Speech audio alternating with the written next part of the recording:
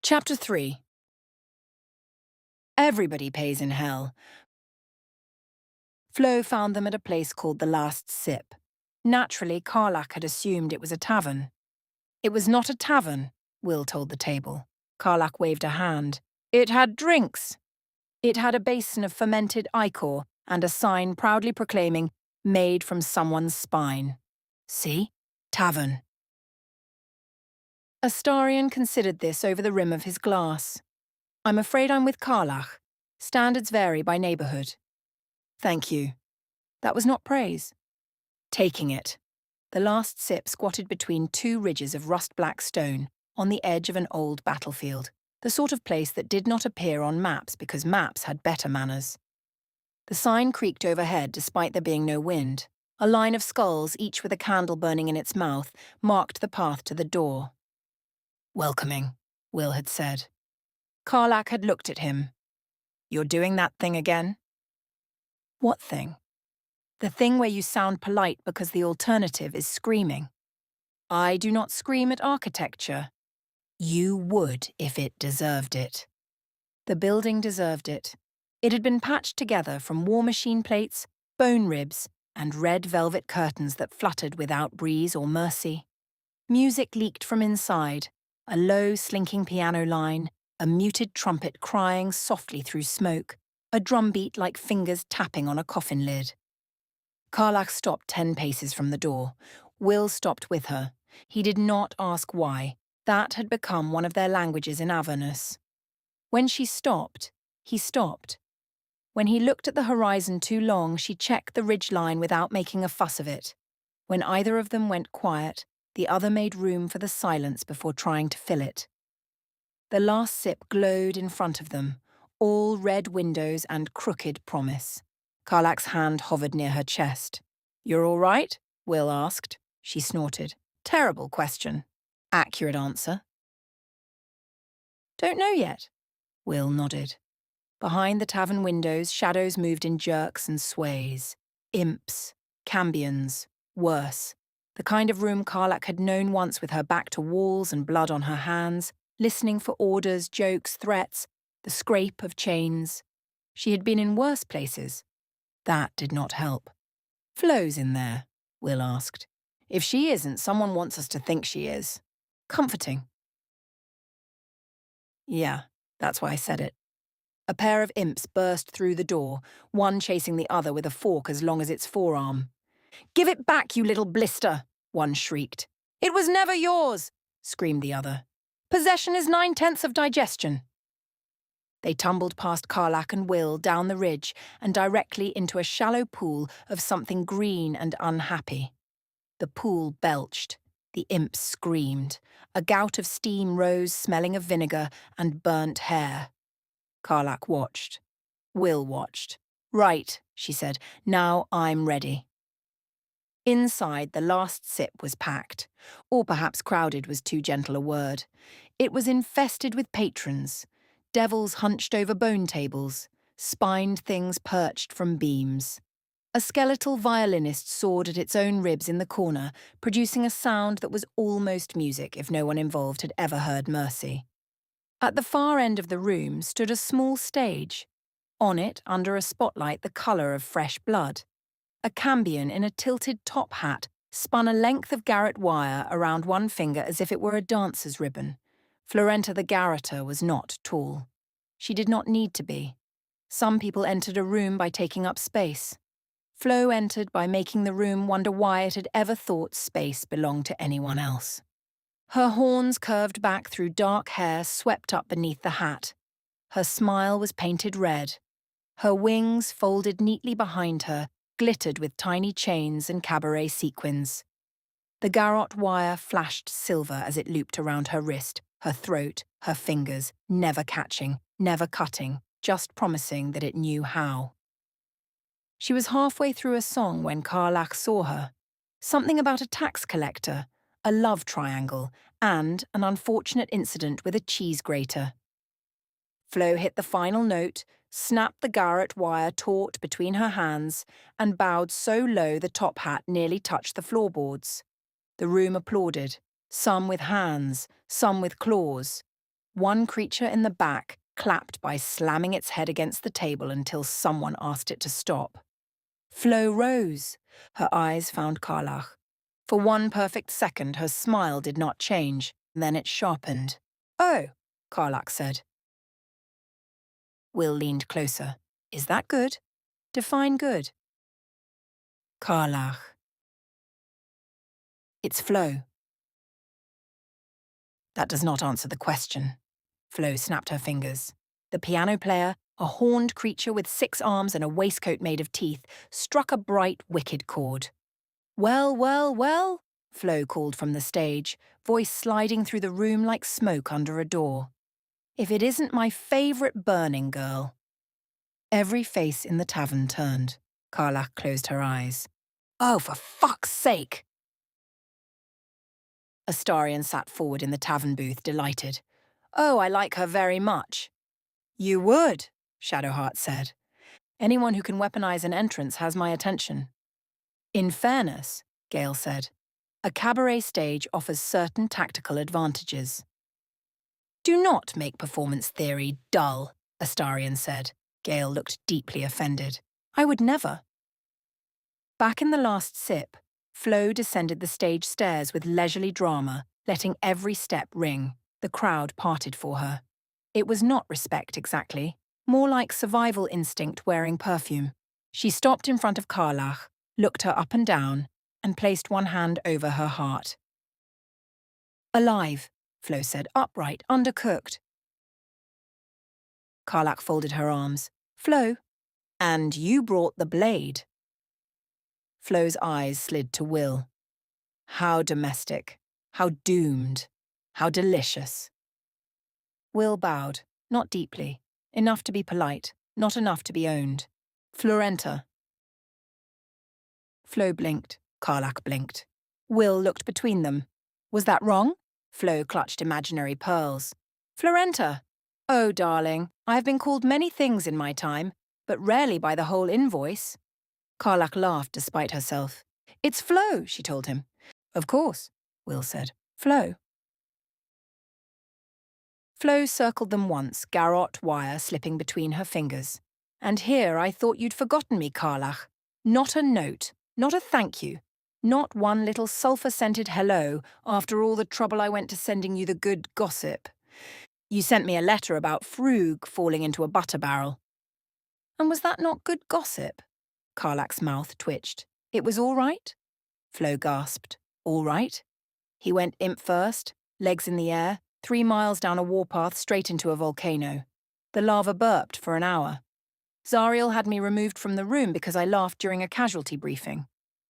Will's expression suggested he was rearranging several categories in his mind. "That," he said, "does sound memorable." "See?" Flo said, pointing at him. "The pretty Duke's son has taste." Will's smile cooled by half a degree. "I am not a Duke's son in any way that matters here." Flo's eyes glittered. "Oh, no," she said. Karlach stepped forward before the words could dig. "We're not here for old letters." Flo looked back at her. For a moment, the showgirl glitter thinned, not vanished. Flo would have considered that indecent, but something older looked through it.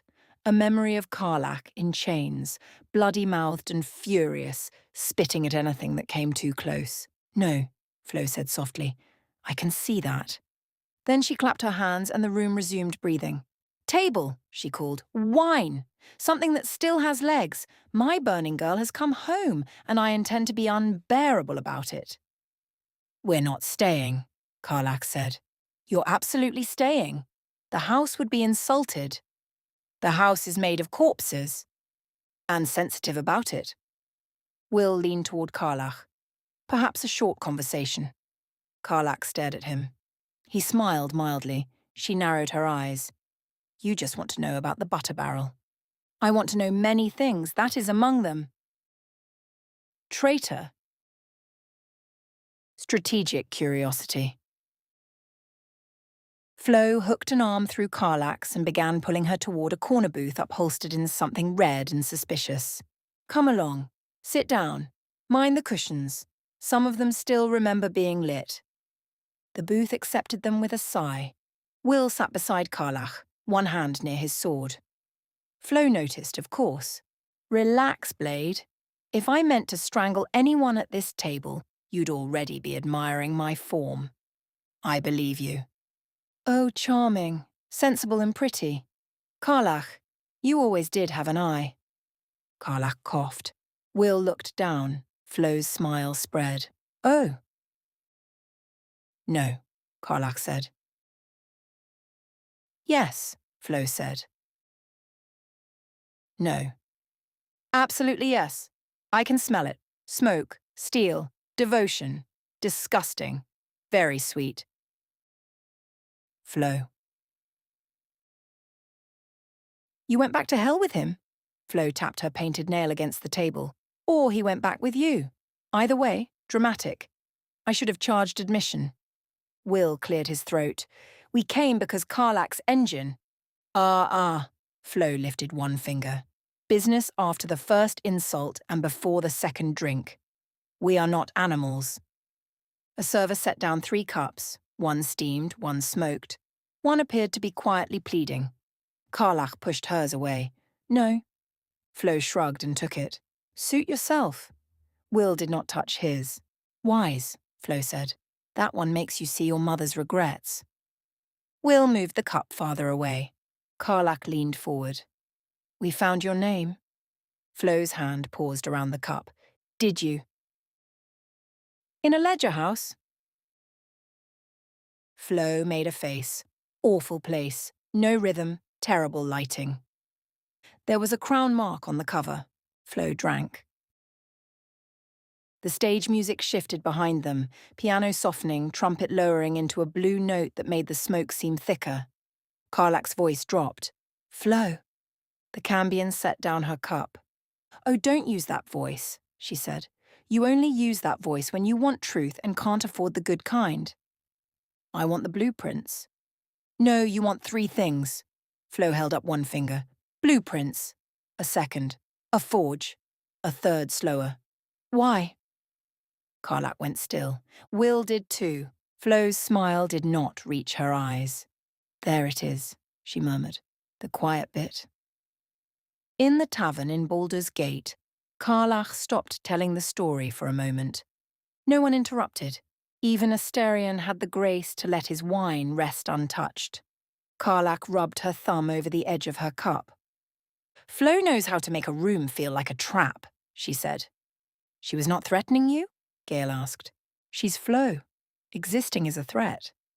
But she liked you, Shadowheart said.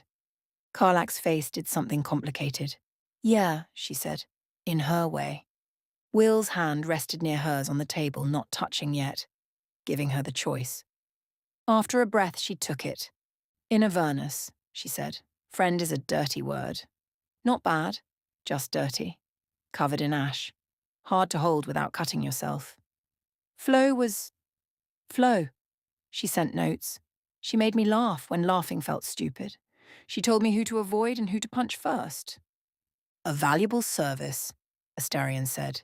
She once distracted a bearded devil by convincing him his tail was out of fashion. Essential service, Asterion corrected. Karlach smiled, but it did not last. She also served Zariel. The table understood. Back in the last sip, Flo reached into her jacket and drew out a narrow black cigarette. She did not light it. It lit itself, resentfully. You came for the story, she said, so you may as well have it prettily. I don't need pretty. No, but I do. She stood. The piano player saw her move and struck a chord before she asked. The lights above the stage flickered. The crowd quieted with the eager obedience of people who knew a knife was about to become entertainment. Flo stepped onto the stage again. Karlach's jaw tightened. No. Will glanced at her. What? She's going to sing it. Flo turned in the spotlight and smiled. Karlach sank back in the booth.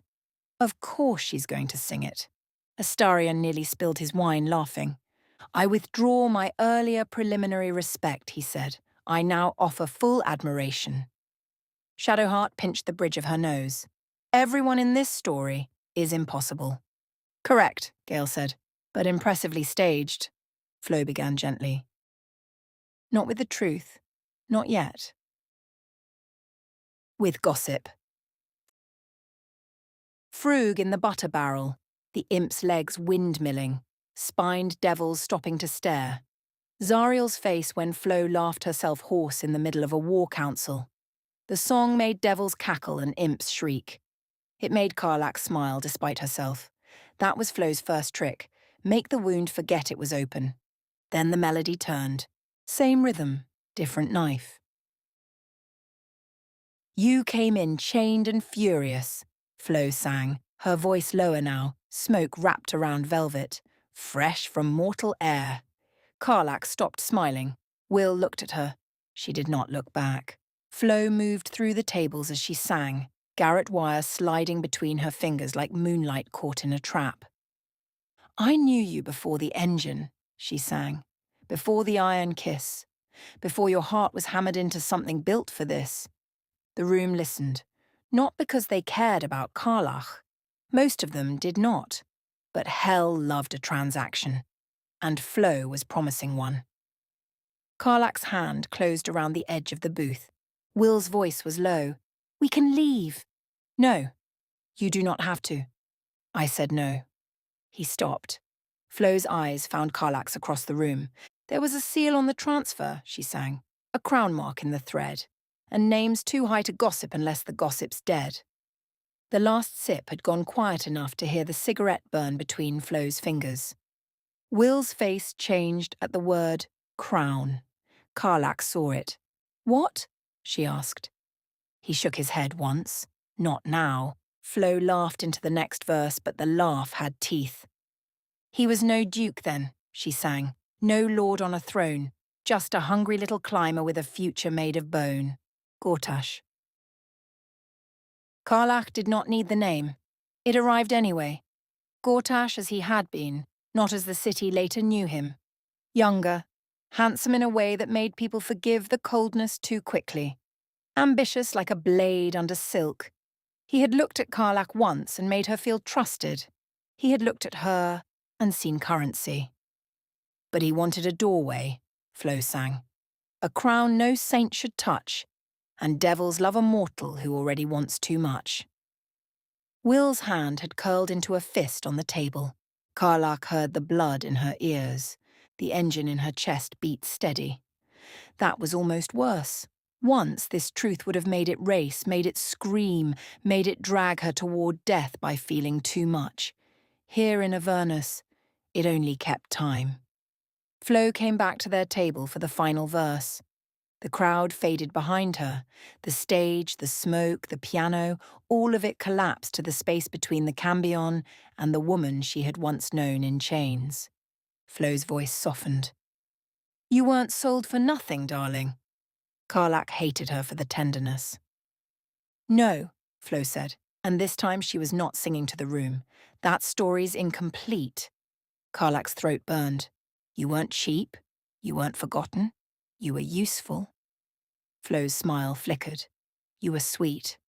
Karlach stood so fast the booth scraped backward. The room held its breath. Flo did not step away. A smarter creature would have. You were expensive, darling, she said. Everybody pays in hell. For a long moment, Karlach heard nothing. Not the piano. Not Will saying her name. Not the devils shifting around them with hunger in their eyes. Only the word. Expensive.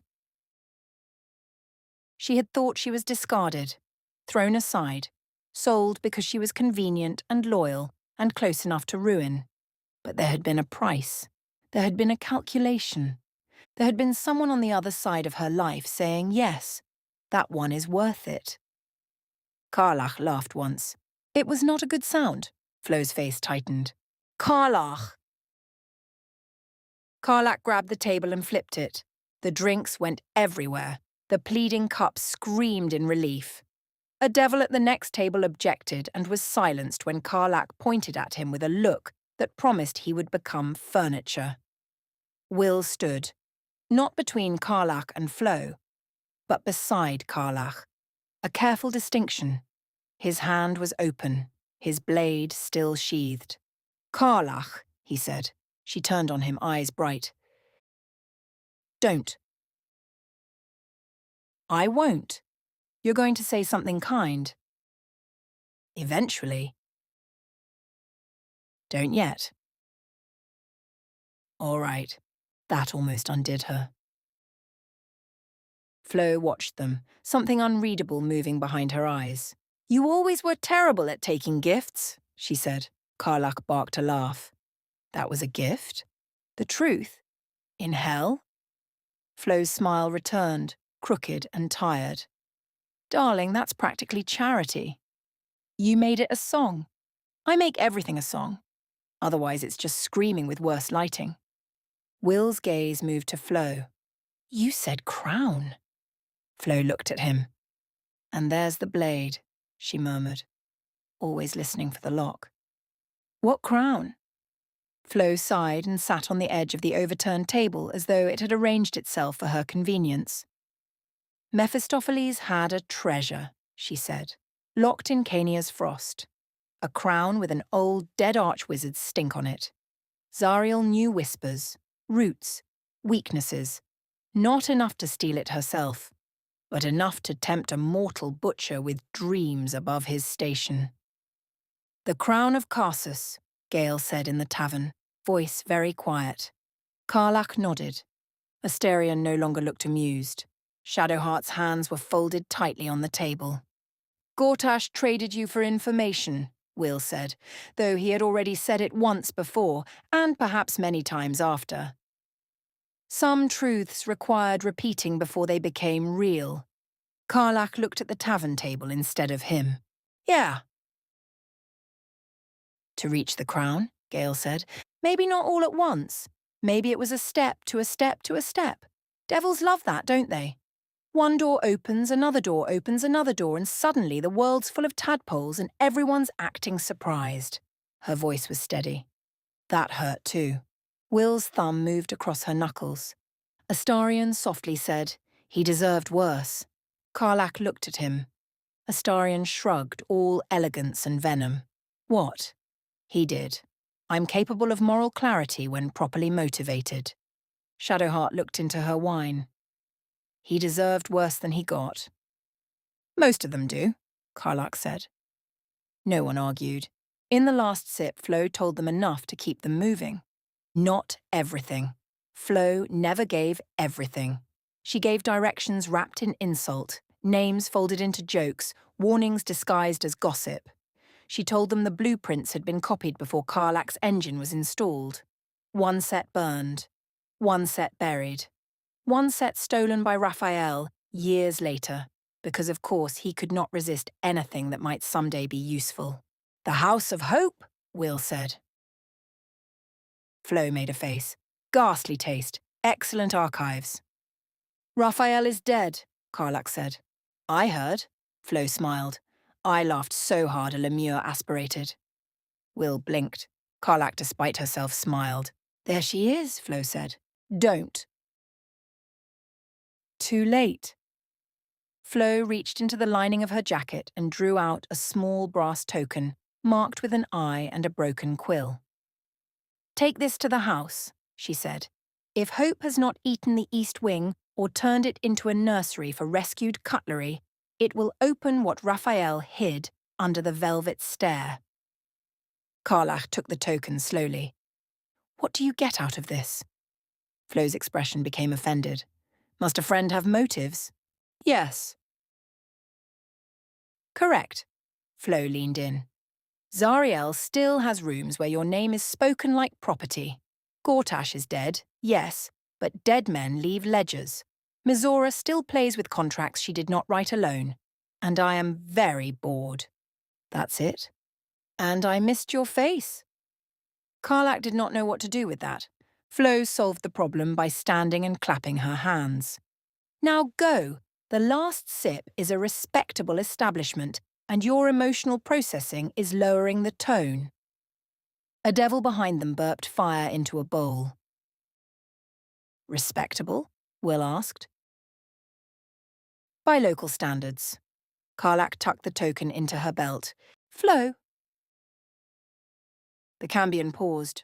Karlach's jaw worked around several possible sentences. Thank you was too clean. Fuck you was too easy. I missed you too was too dangerous. So she settled on the language Avernus had taught them both. If you lied to me, I'll come back and break your stage. Flo smiled. If I lied to you, darling, I'll deserve the review. Then, softer, only barely audible beneath the returning music, she added, Spend your rage well. Karlach left before her face could betray her. Outside the last sip, the red sky stretched wide and merciless above them. Karlach walked until the music faded behind them, until the sign made from a spine was only a crooked shape in the smoke, until there were no devils close enough to enjoy whatever happened next. Then she stopped. Will stopped with her. The brass token burned faintly in her hand. I was the price, she said. Will did not answer quickly. No, he said at last. Karlach turned, anger flaring. Don't! I am not contradicting you. Sounds like it.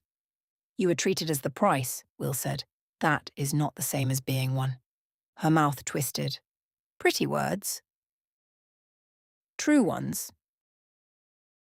Will. I know, his voice roughened. I know pretty words can be traps. I know. That stopped her. He looked out across the ash, horns black against the red light, face cut by fire and shadow. No pact magic curled around him now, no borrowed power, no patron whispering in the dark. Just Will Ravengard, blade at his side, grief in his eyes, choosing every word like it mattered. I know what it is, he said. To find out the moment you thought was sacrifice may also have been design. Karlach's anger shifted shape. Like we found out how Mizora planned you. I think I knew Mizora does very little by accident. The wind dragged ash between them. Karlach looked at him then. Really looked. The son of Ravengard. The blade. The boy who had signed away his soul to save a city and been cast out by the father he saved. The man who had refused to kill her, been painfully marked forever for mercy, broken his pact, saved his father anyway, and still heard Mizora's laughter in the hinges of the world. She had not been the only one weighed. Fuck, she said softly. Will smiled without humour. Yes. Karlach took one step closer, then another. He opened his arms before she reached him. She pressed her forehead against his chest and held on. For once, not like the world was trying to take something from her, like she had already decided it would fail. I hate this, she said into his coat. I know. I hate him. I know. I hate that it mattered. I hate that I was useful. I hate that I wasn't just unlucky. Will's arms tightened around her. Yes. The word broke something. Karlach shook once, then again. She did not sob loudly. That would have been easier in some ways. She went quiet, shoulders trembling, breath caught between rage and grief. Will held her in the red dust and said nothing because nothing was better than the wrong thing. After a long while, she drew back and wiped her face with the heel of her hand. I'm going to kill something, I assumed. Something specific. Good. Maybe several somethings. Likely? She looked at him, eyes wet, smile starting again through the ruin. You're very supportive. I try. I want my life back. Will's expression softened. Yes, he said, then we get it. Just like that? No. He looked toward the distant road, toward the House of Hope, toward the impossible forge, toward every devil between them, and tomorrow. Not just like that. Karlach followed his gaze. The token in her hand pulsed. She curled her fingers around it. All right, she said. Then not just like that. Will offered his hand. This time she took it without thinking. Together they walked on. In the tavern, Karlach sat very still after that part of the story. Nobody reached for a joke right away.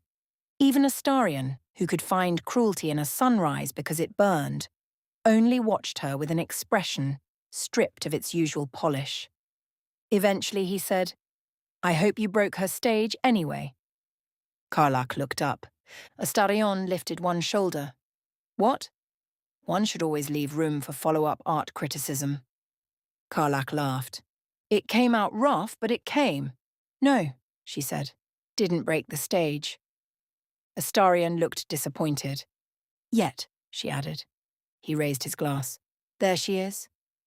Gale's pipe chose that moment to release a puff of smoke shaped like a tiny top hat. It spun once in the air, bowed, and vanished.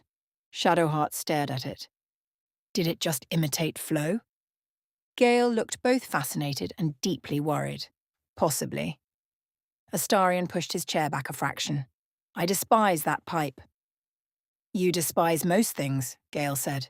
"Yes, but that pipe is earning it." Karlach leaned into Will, exhausted by the telling and steadied by the presence of him. "House of Hope next," she said. Astarion groaned. Shadowheart's mouth curved. "What now?" "Nothing," he said.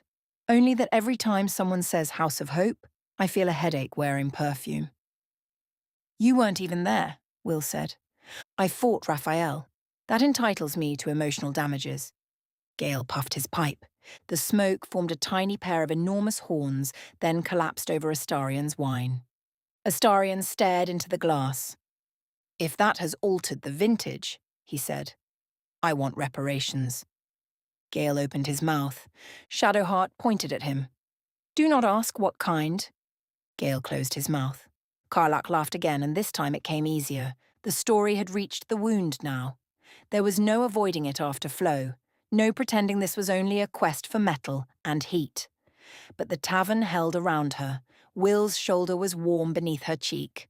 Her friends were there, alive and absurd and tired and listening. So she took another breath. "Right," she said. "The House of Hope." Will smiled. "Under new management?" Karlach grinned. "And absolutely no singing." Astarion looked between them. "Oh, good," he said. "That means there was singing?" Will and Karlach exchanged a look. A long one. Astarion shut his eyes. "I hate all of you." And because the night was long, and the wine was not yet gone, and tomorrow had the nerve to wait for them, Karlach kept telling the story. Well, well, well. If it isn't my favorite burning girl, look at you. Alive, upright, undercooked. And the blade, too. Oh, this is better than frog in the butter barrel.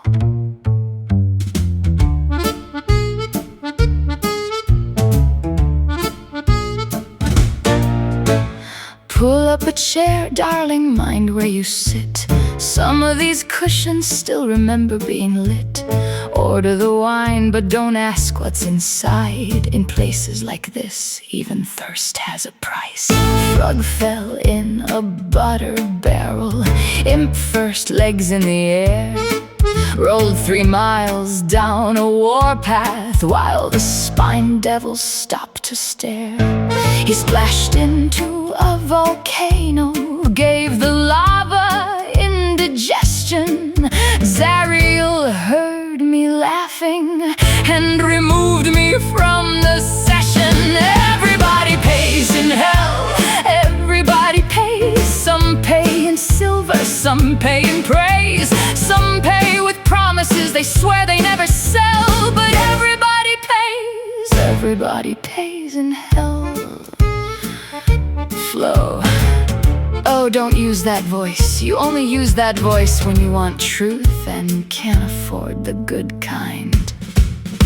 You came for a rumor, you came for a name. Came for the blueprints buried under the flame. You want little answers with edges and gears, but hell keeps receipts, love for thousands of years. I knew you before the engine, before the iron kiss, before your heart was hammered into something built for this. You came in chained and furious, fresh from mortal air, and all the little devils whispered, someone paid well there. Everybody pays in hell, everybody pays. Some pay in secrets, some pay in days, some pay with bodies they pretend they never held. But everybody pays in hell. Gortash. Oh, the little tyrant had good taste in betrayals. Ambition like perfume, cheap at first, impossible to wash out. He was no duke then, no lord on a throne, just a hungry little climber with a future made of bone. But he wanted a doorway, a crown no saint should touch, and devils love a mortal who already wants too much. Zariel had soldiers, Mephistopheles had flame. Kenya had a treasure with a dead archwizard's name. A whisper for a butcher, a route through frozen night, and all it cost was someone who could burn and still could fight. So no, sweet thing, you were not thrown away. You were weighed, you were wanted, you were part of what he paid. Everybody pays in hell, everybody pays. Some pay in kingdoms, some pay in graves, some pay with one good heart they hand across to sell. And everybody pays in hell. You thought he sold you cheap like trash out in the rain. You thought you were the loose end he could cut and not explain. But ledgers do not lie, love not the ones they hide below. He bought himself a future with a life you didn't know. What are you saying? I'm saying you were not the mistake, you were the price. You were the door he opened, you were the coin he tossed, you were the first warm body on the road to all this cost. Before the brain, before the cult, before the city fell, there was a bargain signed in blood and filed away in hell. Everybody pays in hell, everybody pays. Some pay in power, some pay in chains, some pay with innocence and call the bargain swell. But everybody pays in hell. You weren't sold for nothing, darling, no, that story's incomplete. You weren't cheap, you weren't forgotten, you were useful, you were sweet. So take your age and spend it well, ring every guilty bell. You were expensive, darling, everybody pays in hell. Now, about those blueprints, how badly do you want to know?